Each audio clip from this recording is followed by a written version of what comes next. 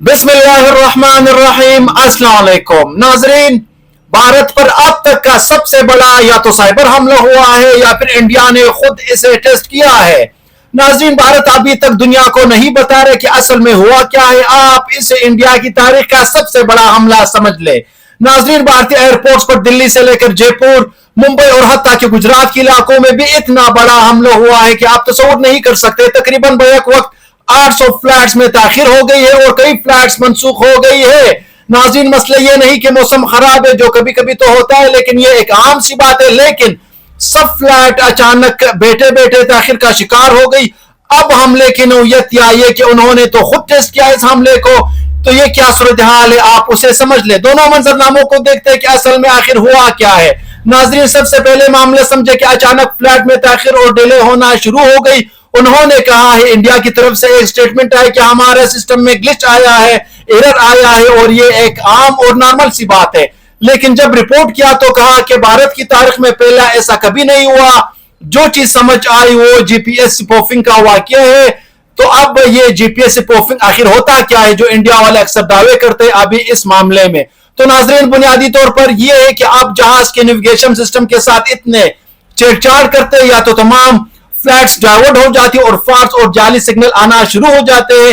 ये जाली satellite signal इतने खतरनाक होते हैं, या तो जीपीएस को जाम करना ये तो अलग चीज है, लेकिन ये जाली सिग्नल जिनसे जहाजों को अपनी पोजीशन का पता नहीं चलता। मिसाल, यहां से लेके जाली रेडिंग्स आना शुरू हो जाती है। आप समझ रहे कि आप दिल्ली के ऊपर है। मिसाल के तौर पर आपकी फ्लाइट मुंबई से दिल्ली आ रही है, दीगर जगहों से आपकी कारपेट में स्नोमिंट आप दिखा रहे होते और डेटा शो कर रहे कि आप नेपाल की तरफ जा रहे हो और फिर आप रास्ता भटक जाते, आपको नहीं दिखाई दे रहा कि आप किस सिमत में नेपाल की तरफ जा रहे हो। और ऐसे सूरत हाल में अचानक आपको पता नहीं चलता कि आप कहां खड़े हैं, अगला रूट क्या लेना है, क्या सूरत हाल होगी। और ये सिर्फ कल नहीं हुआ, कल तो सिर्फ 800 फ्लैट में ताखिर हुई है, पिछले कई दिनों से इंडिया में हो रहा है और इंडिया के पायलट्स मुकम्मल तौर पर परेशान है।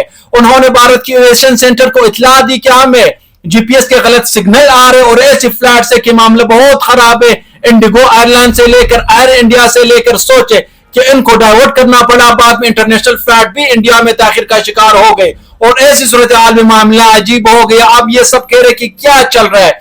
एक सादा मिसाल ले नाजरीन, ऑपरेशन सिंदूर में जब हमने भारतीय जहाज गिराए थे तो क्या हुआ था।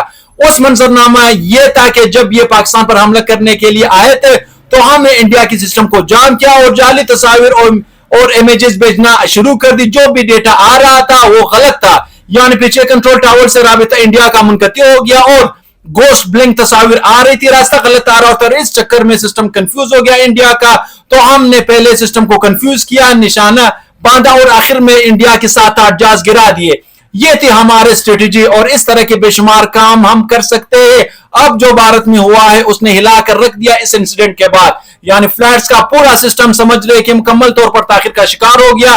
और इंडिया वाला कह रहे कि technical glitch air traffic control system में ये हो गया वो हो गया, फ्लैट्स इधर जा रही किसी को पता ही नहीं होता। यह बुनियादी तौर पर साइबर हमला है नाजरीन। और इस वक्त आप सोचे कि इतना बड़ा हमला हुआ है जिसकी तारीख में कोई मिसाल नहीं मिलती और पूरा भारत चौंक गया। नाजरीन, आपको याद होगा कि कुछ साल पहले भारत में मुंबई में ब्लैकआउट हुआ था। उन्होंने कहा था कि टेक्निकल ग्लिच आ गया। भाई, ग्लिच ही आता है ना, सिस्टम ही तो खराब होता है, फिर उसे बहाल करते हैं। लेकिन वो किया किसने ये किसी को अभी तक नहीं पता है। अब यहां आते हैं इस असल मंजरनामे की तरफ। सबसे पहला मंजरनामा यह कि भारत असल में पाकिस्तान से जंग की तैयारी कर रहा है और आपको पता है एलओसी से लेकर सब फौजें डिप्लॉय है।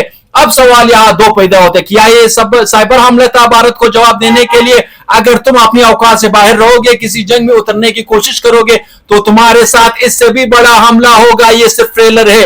या दूसरा ऑप्शन, भारत ने जो खुद टेस्ट किया है, इन दोनों मंजरनामों में से कोई एक तो होगा। आप सोचे नाजरीन कि वो मंजरनामा क्या है कि भारत को पता है कि उसे पाकिस्तान के साथ जंग में उतरना है और इस जंग में इस तरह के साइबर हमले होने हैं।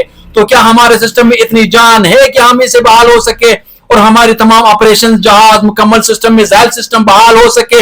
ये सारा मंजरनामा है क्या। अब अगर दूसरा मंजरनामा देखा जाए कि भारत ने इसको खुद टेस्ट किया ताकि इसको पता चल सके कि हम इस पोजीशन में है कि उसे दोबारा बहाल कर सके کہ یہ کیا ہم جنگ میں پھر بعد میں اس سے اتر جائیں گے. ظاہر سی بات ہے ناظرین, یہ کوئی دلی ایئرپورٹ اور ممبئی یا باقی ایئرپورٹس کا مسئلہ نہیں, یہ بنیادی طور پر مجموعی مسئلہ ہے. ان کا پورا سسٹم جام ہو سکتا ہے. تو کیا انہوں نے اسرائیل سے لائے ہوئے ٹیکنالوجی کو ٹیسٹ کیا ہے اور اپنے ہی سسٹم پر وار کر کے دیکھا ہے کہ کیا ہم بحال کرنے میں کامیاب ہوتے ہیں, اور ہوتے ہیں تو کتنی دیر میں, کیا معاملہ ہوتا ہے کتنی دیر میں؟ کیونکہ آپ اکثر ایسی چیزیں دشمن پر بھی اپلائی کرنی ہوتی ہے اور خود پر بھی. اگر ہم پر حملہ ہو جاتے تو اسے کیسے مینج کر سکتے اور بحالی کیسے کر سکتے, یہ ایک منظرنامہ ہے. اب دوسرا منظرنامہ ناظرین جو بہت زیادہ خطرناک ہے کہ ان پر حملہ ہوا ہے اور حقیقت میں, اور سوچے کہ پائلٹس بار بار شکایت کر رہے ہیں, اور اس میں ایک مسئلہ یہ بھی ہو سکتا ہے کہ جب آپ کی فضا میں پلینز ہوتے ہیں اور راستہ بھٹک جاتے تو آپس میں ٹکرا سکتے ہیں, کیونکہ ایک جہاز کو دوسرے کا پتہ ہی نہیں چلتا کہ وہ کب آ رہا ہے, کہاں سے آ رہا ہے, کیا صورتحال ہے, کس روٹ پہ ہے. جب پورا سسٹم ہی بدل گیا, جعلی سگنل آنا شروع ہو گئے, تو آپ کو پتہ ہی نہیں چلے گا کہ معاملہ آخر کیا چل رہا ہے. امریکہ نے یہ کام کیا تھا ساؤتھ چائنا سی میں, اس میں امریکہ کیا کر رہا تھا, چائنا نے ان کو یہ پورا کھیل پکڑا تھا. آج سے کچھ سال پہلے ناظرین ہو رہا تھا کہ امریکہ کے پلین جو آ رہے تھے وہ اپنا پورا سسٹم تبدیل کر کے آ رہے تھے. مثال کے طور پر جب وہ چینی سمندروں سے چائنا کے اوپر راستوں سے گزرتے تھے تو وہ دکھا رہے تھے کہ انڈونیشیا کی کمرشل فلائٹ آ رہی, مسافر والی فلائٹ ہے, یہ فلائٹ نمبر ہے, اور ملیشیا کی ایئر لائن کی فلائٹ آ رہی اور گزر رہی ہے, وہ سیولین ایئر کرافٹ ہے. جبکہ چائنا نے دیکھا جب سسٹم میں اور کافی عرصے سے نوٹ کر رہے تھے کہ کیا چکر ہے, کیونکہ ان کے سسٹم میں پہلے نہیں آتا تھا, اچانک کیسے اطلاع آنا شروع ہو گئی, اور وہ لینڈ کہا کرتے کوئی چائنا کا مسافر نہیں تھا. بعد میں پتہ چلا, جب پکڑا تو پتہ چلا کہ امریکی ملٹری کے ایئر کرافٹ تھے اور وہ کوڈز تبدیل کر کے آتے تھے.